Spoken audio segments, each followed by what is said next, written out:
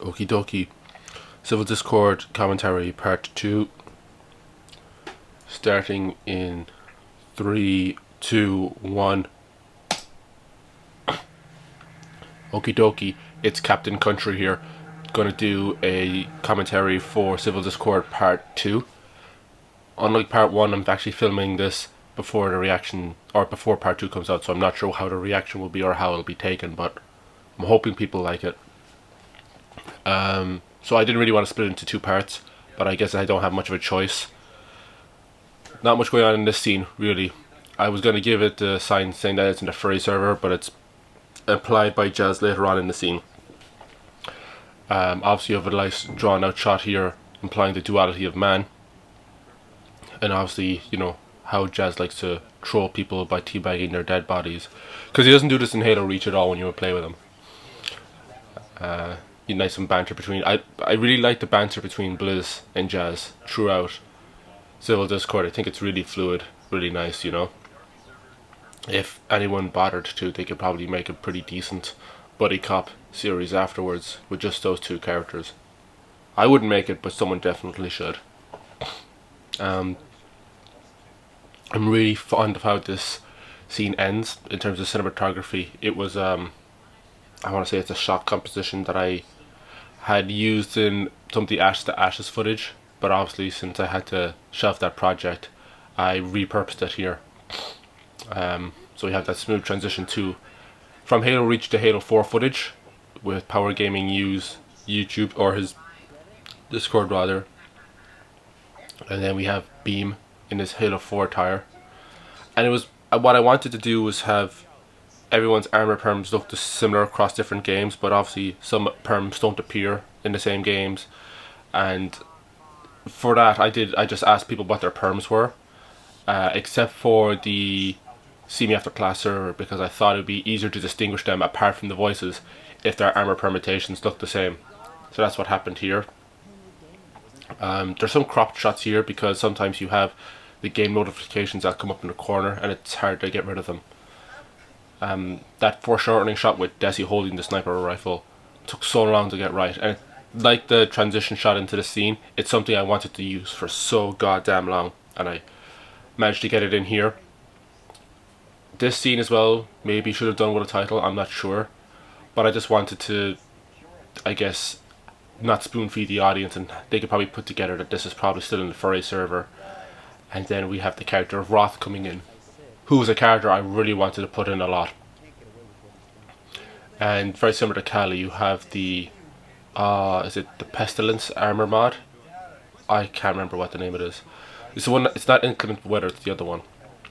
And he's an elite, because I feel like if Roth played Halo Reach with us, he would use an elite model. And he has a little points on the fringe of the helmet to kind of be like fox ears or wolf ears, because he is a furry. A nice tense imagery here. I find a lot of, at least the tone of the scene is very similar to that of Season 7, when Eugene introduces Arby and Chief to Colin, and Colin tries to drag both of them.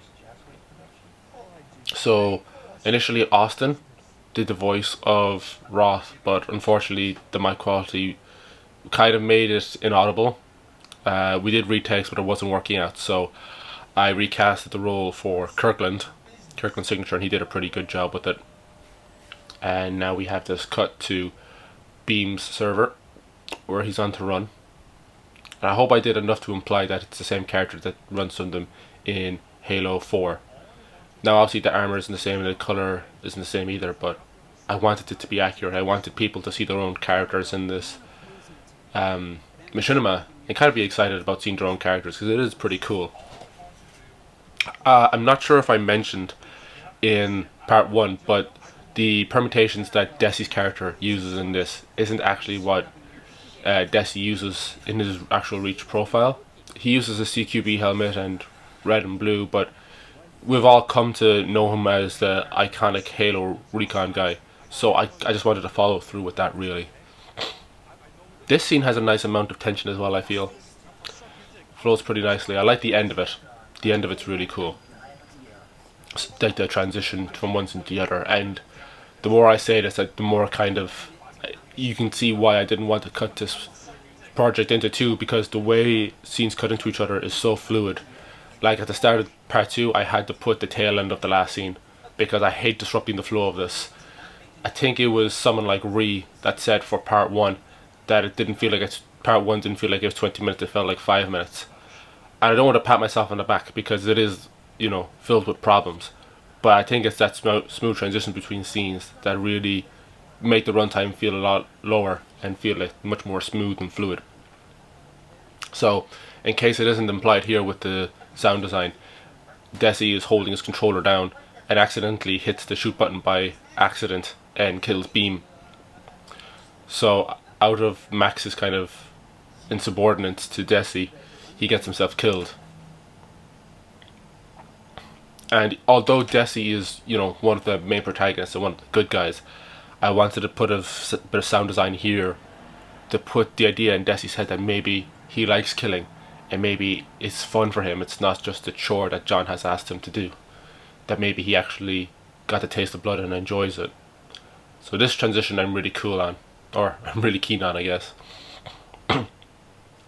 Obviously, like the start of it, we have another familiar map from the series, which is the church from season 8, which was just bouncing around in John's file share, so if anyone wants to grab it, you can.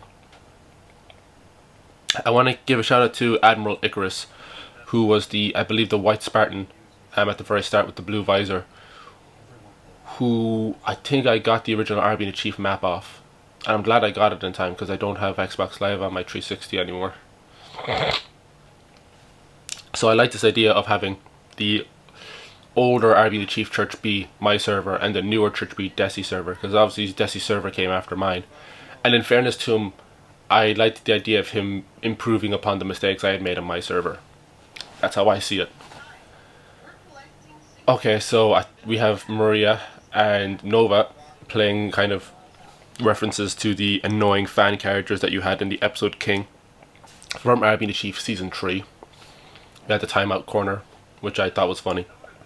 It took a while to angle that sign correctly and make it look legit. Given the perspective, it was kind of like at a Dutch angle. If anyone's thinking that Desi's jacking off here, 100% not. If that's what you believe, that's fine, but I think he's just doing something, like he's AFK or something. And I really hope this, since it hasn't been seen yet, I really hope this at everyone joke lands, because I like the way it's shot, I like the way it comes across, I think it's funny. Shout out to Blizz for screaming into his mic. And then Desi obviously gets annoyed because if you ping everyone in the server, if you leave the permissions open like a dumbass like me, you tend to piss off everybody. So obviously Jazz now has to negotiate some kind of deal with them, because not only is Desi the only one who might have Derelict's location, but he's also, he could kill Jazz at this very moment, Sure, Jazz is a shotgun, but if you look at the range, I would imagine that Desi would get the shot in first. Although there was a gag in there, in the previous scene where Beam dies, where Desi goes to kill him, but he misses because he's incompetent with the sniper rifle. But when I was editing it, it played back like it was a warning shot, and that seemed like too purposeful for him to miss, so I just cut that bit out entirely. So this bit here is the "Oh Captain, my Captain," which at this stage you should probably know Captain Desi, "Oh Captain, my Captain."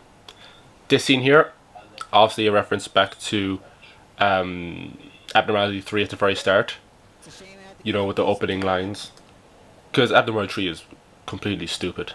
It's one of the dumbest things I've ever worked on, but it did okay and I'm kind of proud of it, I guess, at least in terms of the collaborative work that we did. This here is a reference to Arbiter Chief Season 7 when they corner Eugene in his server, when Arbiter appears next to him with the gun. And then there's this reference here that maybe Captain Desi might be a fake Desi because the colours on the insignia are reversed. So we have ProZD voicing the real Desi, as I call him. So I like this idea that Captain Desi, the one we've been encountering this whole time, could be an imposter, and that the real Desi has just been killed by Jazz. It's just a stupid joke, I don't know. I love the design I did on this map as well. I just got the map from the church map from season 5 and 6 and just made it look rugged and destroyed and put some fire in there. I made it look like the kind of tattered state that some people deem the Arbany Chief Discord to be in. And I think it looks badass. I mean, there's no real use for this map outside of the machinima, really. It doesn't function well as a map, you know. So, I don't know. It's fun. If I get my Xbox Live going on my 360 again, I definitely love to have a few people over there and just look at the map. So I guess this kind of feels a little bit like the showdown between Arbiter and Trant Donovic from season 5. I mean, John did suggest that we do our own stuff and not copy him too much. But in all fairness, the toys aren't in this, you know. It's largely a story about the fans. So a lot of the dialogue here goes a little bit into the end of Red Dead Redemption 1, where John Marston is chasing Dutch Vanderlyn up the mountain. I think it's Nakati Rock. And I like this idea, and I never really got to work it into the script, but this idea of, you know, the Dutch Vanderlyn gang is almost like the Discord server where there was enough of us in the gang and we kind of splintered up because of the downfall of the server, and it's now boiled down it's boiled down to just Derelict and Jazz. And, you know, Derelict is at the edge of the roof, which is very similar to part 1, how part 1 opened of Civil Discord. And initially the thought was that he was going to give the line, "Our time has passed," and, you know, he walks off and dies. And from what I remember doing the recce's and the location scouting for Civil Discord, walking off the top of that church on normal settings for Slayer would kill you. The fall damage would kill you. But I initially started writing Civil Discord just before Endgame, and to tie in with the release of Endgame because of the idea of all these people coming together. But after watching Endgame, there was one more change to this scene that I wanted to make that I couldn't really make Civil Discord and not put it in. Which is obviously this idea of the final fight with Thanos in Endgame, where Cap gets the hammer, everybody comes back. And I mean, it's even set up in the first one, right? Even in part 1 before I wrote it, Jazz, or no, was it Blizz? It's Blizz or Jazz says we get him to turn back all the bands. And I wasn't planning on ever doing that, it would just be implied. But from writing this scene, it seemed to open up some leeway to have this scene where everyone comes back from the bands, everyone who died, everyone who was removed from the server comes back for one last fight against Derelict. And I pray to God that the edit came together for other people, because I'm really happy with how it turned out. Shout out to, I think it's Trusty Snooze in the SVE Mythic Slayer mod. It was a soft mod, I believe, or a modded game type rather, where you get to be able to spawn in modded vehicles, which I think you saw in part 1 with Desi, with the Warthog, with the Scorpion Warthog. It also allows you to spawn a lot of character models. You can put in enlarged vehicles like that Banshee. There's ones where it's like different vehicles meshed together, obviously like the Warthog, but also Falcons and such. Also campaign only vehicles, such as a Falcon where you could be a passenger in. That one is the Mongoose with the Spectre, the Revenant turret rather, sorry. So everyone's coming back, and I think this does feel like, without intentionally doing it, it feels like season 5 of Arbany Chief, where there's like a reunion and everyone's coming back together, you know, and there's like orchestra music for that as well. It's Captain Icarus, I believe. I hope that's Captain Icarus's model, because if I got that wrong, I'm gonna get roasted. So that's a good example of one of the modded vehicles. It has the passenger, it doesn't have turrets at the side, but it has the passenger seats, and then you have the turret on top. We had Stacy there from Abnormality 3, because I wanted to have her in here, and she did have a scene that I had cut out, which was the Infinity War scene where Thanos sacrifices Gamora. It was going to be me sacrificing Yuffie to save the server, and then Stacy would play the part of Red Skull, because, you know, it'd be a character that was earlier on in this kind of cinematic universe that I had, you know. But it never worked out. So you'll have your Captain America scene from Endgame, which I think came together well. That enlarged Spartan next to the Warthog is Kirkland's model. He offered his voice to, I think, at least 2 or 3 roles in this, and I did promise him I'd put in his character model, so I did that. Now this character, he does say his name later on, which is Asad Sangheili. Sad, or he also known as Toa of cinema, was one of the OGs of the Arabian the Chief Discord back when it was a Skype group, before we had Discord rather. So I wanted to have this idea that it was almost like Game of Thrones, where this entire story was being told from his perspective, and that he's just really an archivist or a storyteller for this tale, So when he's telling the story, there's kind of ambiguity about who's he telling the story to. Is this something he says before he died, or what else? And then he's telling you the story about all the 6 members and what happened, and he's telling it to Arbiter and the Chief, which I think is okay.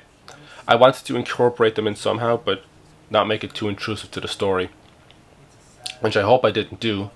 I think I used the correct character models and the colours and all that. So that's sad, walking off into the sunset.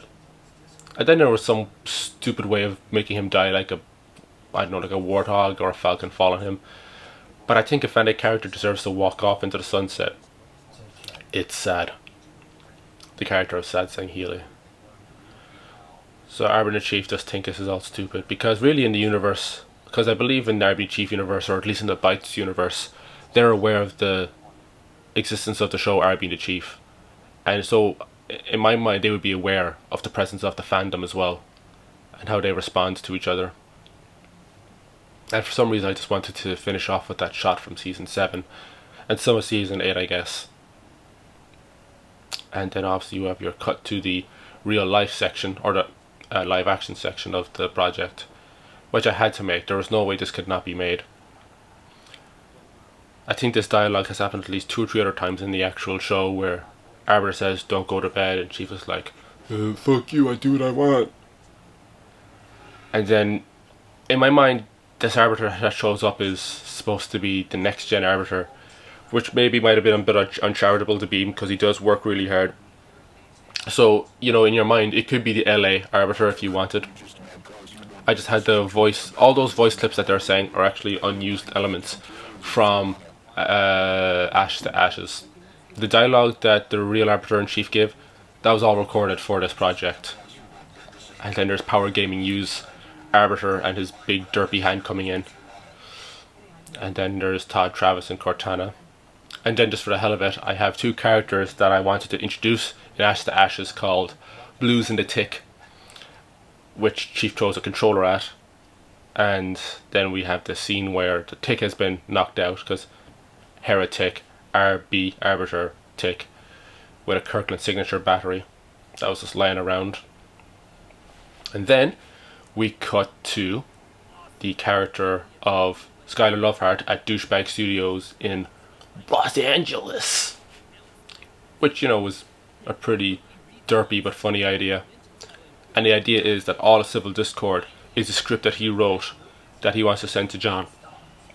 So I hired a body double to come in and play that character, and he did a fantastic job, and I'm glad he came in. He was a great actor.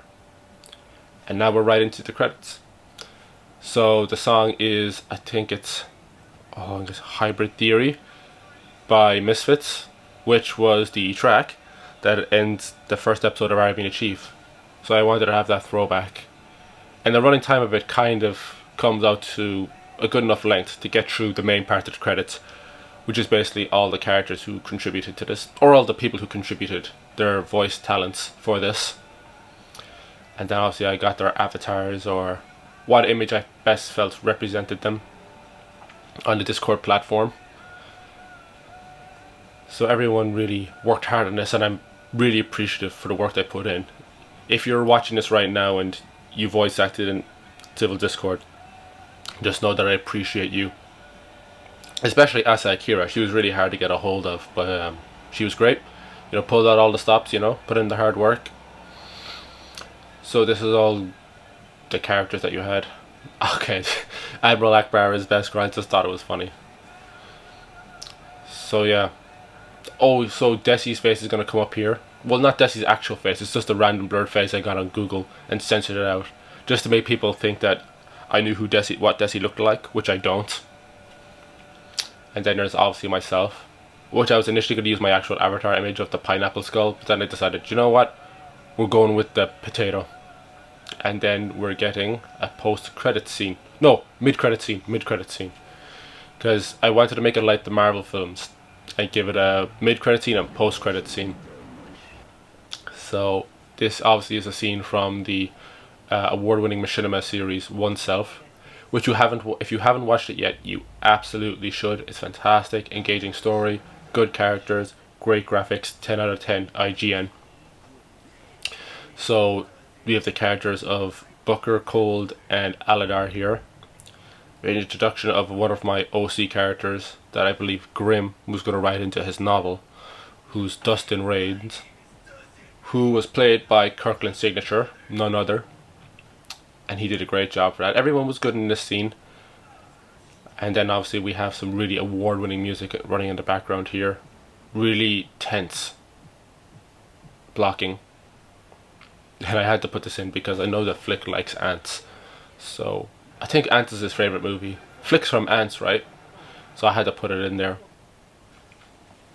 Now this, I'd be surprised if anybody gets this reference, but it's a reference to Digital Fear's Guide to Making Halo 3 Machinima. I believe it was one of the last jokes he made in the final part, like part 5 or 6, where he was talking about dramatic tension and to not overdo it. He had a quick skit about this show called Jack Hogg, where a Spartan's father turns into a warthog. His spirit inhabits a warthog. So I wanted to put that joke back in there and have him be Dustin Raines' father, which really should have been Dustin Hogg, but whatever. So obviously it flies up into the air and into the sunset, and of course you can see the monitor picking it up because it just wasn't stupid enough fun without it, you know. So yeah, this is just all the credits for the elements that I used, the music, the graphics, all that kind of stuff. I don't know if I actually mentioned the video games that I used, which I probably should have, but everything there is pretty much credited. However, anything from the credits onwards wasn't credited because I didn't want to give spoilers, but I think people can pretty much put together what happens and what I've used afterwards. So that's pretty much everything I used. If there's anything people feel like I've left out, let me know and I can add it in the description or put it in annotations. So thank you for watching this, and now we're going to look at the post-credit scene, which I hope people can put together because it should be fairly obvious what's happening here, which is Vancouver in British Columbia, and this is obviously supposed to be John's house, or at least it's obvious to me, and we have all this stuff going on in there. The music playing is a band, the music playing in the background is by a band called Civil Discord, which I stumbled across with a song called I Gotta Go, which I thought was fitting. You know, you can say things about your production with just the name of the tracks you use. So the idea here is that he reads the script for Civil Discord by Skylar Loveheart and thinks it's so blatantly terrible that he has to take his own life. So that's what happens. Except the problem is that we're working with Halo rules here, right? So what that means is that he has to respawn somewhere. So because he took his own life, he gets sent to hell. And God, I found Halo 5's Forge hard to use. The controls are completely different, but they're good though. It's a great Forge. I hope we get something resembling this in Halo Infinite. I was going to make a joke here about this being a Fallout 76 fan because I put the colours of his suit to match it, but I felt like that would have confused people because this is a very simple scene.